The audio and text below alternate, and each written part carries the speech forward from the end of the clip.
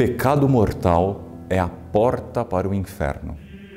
Isso é uma verdade que nós temos que guardar no fundo do nosso coração, porque isso é muito importante para a vida de todos nós.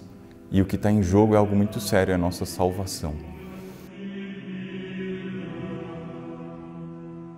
Muitas pessoas perguntam o que é o pecado e como é que eu sei se eu cometi o pecado ou não. A Igreja Católica nos ensina que o pecado é qualquer transgressão que se faça à lei de Deus, que é a lei eterna que Deus imprimiu no nosso interior, no nosso coração, da qual a nossa consciência é o eco, mas é também a transgressão da lei que Deus escreveu nas tábuas e entregou a Moisés, que é reflexo da lei que cada um leva no seu interior e que a consciência de cada um nos lembra constantemente. Qualquer transgressão a essa lei constitui o pecado. O pecado é, portanto, uma desobediência àquilo que Deus pede de nós. Essa desobediência pode se fazer por palavras, por atos, por omissões.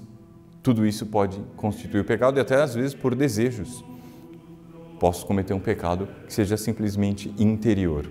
São Tomás de Aquino diz isso, que um só pecado leve seria suficiente para que a pessoa merecesse a morte. Por quê? Porque Deus nos criou, Deus nos deu a vida, Deus nos deu o nosso ser para nós reverenciarmos, servirmos a Deus, darmos glória a Ele, salvarmos a nossa alma e nos unirmos a Ele no céu. Um só pecado leve seria suficiente para que Deus eliminasse a nossa existência. E Deus, por bondade, não faz isso. Deus tem pena e compaixão de nós. Deus tem paciência conosco e nos dá muitas chances. E o pecado mortal, um só pecado mortal, é suficiente para que a pessoa mereça, por toda a eternidade, o inferno. A pena do inferno, a inimizade com Deus, o ódio de Deus e de todos os anjos e santos do céu, para toda a eternidade. O que é que caracteriza o pecado mortal? Que é essa transgressão na lei de Deus. Para que um pecado seja um pecado grave, essa transgressão tem que ser praticada, primeiro, com pleno conhecimento.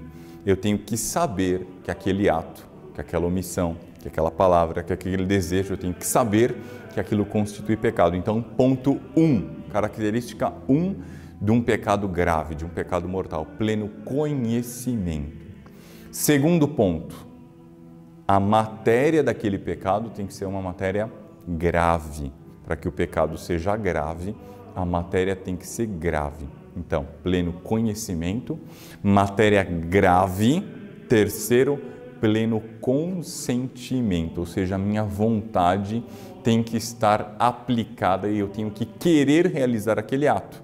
Se eu sei que aquilo é pecado, se aquela matéria é grave e eu mesmo assim eu quero, isso constitui um pecado grave, um pecado mortal. Por exemplo, alguém sabe que roubar é pecado. Eu sei que o roubo, seja ele realizado da forma como for, rapina, furto, não interessa, eu sei que roubar é pecado.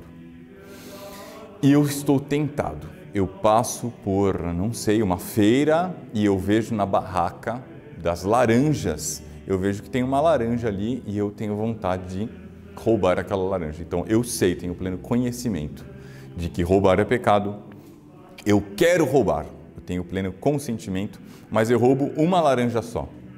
Esse pecado não é um pecado mortal, porque a matéria desse ato não é uma matéria grave. Alguém diria, nossa, mas roubar uma laranja é horrível. É, e é bom que a senhora ou o senhor esteja pensando assim, porque qualquer pecado, ainda quando nós o chamemos de leve, é gravíssimo, porque é uma ofensa a Deus e é uma ofensa a toda a ordem da criação, tudo quanto Deus criou. Do ponto de vista da teologia moral, a matéria é leve, mas o ato de si é um ato horrível, horroroso, mas a matéria é leve. Então, roubar uma laranja, isso é uma falta venial. Se eu vou e roubo um caminhão inteiro de laranjas, eu já estou causando um prejuízo ao dono daquelas laranjas muito maior. Ou se eu vou a uma plantação de laranjas e roubo todas as laranjas que há naquele pomar inteiro, eu estou causando um prejuízo enorme. Por isso, mas eu roubei uma, duas, três, a soma daquilo tudo fez com que o meu pecado fosse grave. Mais ou menos como alguém que roubasse de um banco, roubasse de cada conta de um banco, roubasse R$1. mas ele roubou milhões de pessoas. Ele cometeu milhões de pecados veniais? Não, ele cometeu um pecado mortal grave, porque ele roubou milhões. Ele sabia que era pecado, ele quis, e por mais que individualmente ele tenha prejudicado pouco as outras pessoas, ele cometeu um roubo enorme. Então aquela matéria é grave. Quando falta qualquer um desses três elementos, deixou de haver um pecado mortal. Se eu não sei, se por acaso alguém não sabe que faltar à missa aos domingos é pecado grave, mas faltou aquela missa, mas eu não sabia, por falta de conhecimento, por falta de instrução, o que é muito comum hoje, eu não sabia que é pecado mortal faltar à missa aos domingos. Deveria saber, mas não sabia, aí tem que ser estudado cada caso. Mas eu não sei que faltar à missa é pecado grave, mas eu não quero ir à missa e, então, portanto, o meu consentimento está dado, eu não quero ir à missa, a matéria de si é grave, porque é a missa dominical, eu não quero, mas o meu conhecimento não é pleno, porque eu não sabia. Então, eu cometi um pecado mortal? Não, porque eu não sabia. A partir do momento que eu sei e eu quero, e a matéria é grave, então há uma falta grave. Quando falta qualquer um desses elementos, deixou de ser um pecado grave. Cuidado, nós não podemos confundir tentação com pecado, mas esse é um vídeo que eu vou gravar na outra semana.